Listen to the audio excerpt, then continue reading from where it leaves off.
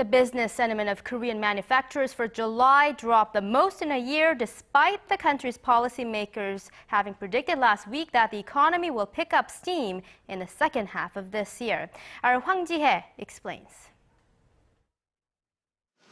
Not many Korean manufacturers seem confident about the nation's nascent economic recovery.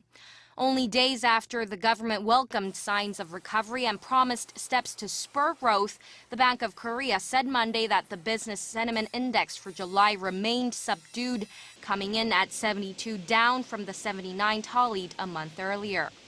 The index that gauges manufacturers' expectations on business conditions dropped the most this month in a year.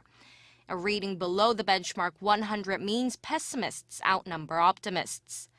The central bank official said demand at home and abroad remained weak even after considering normally slow factory operations during the summer vacation season.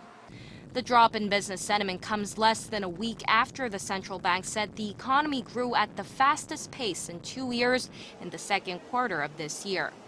The economy grew 1.1% in the April to June period from the previous quarter, rising above 1% for the first time in 9 quarters.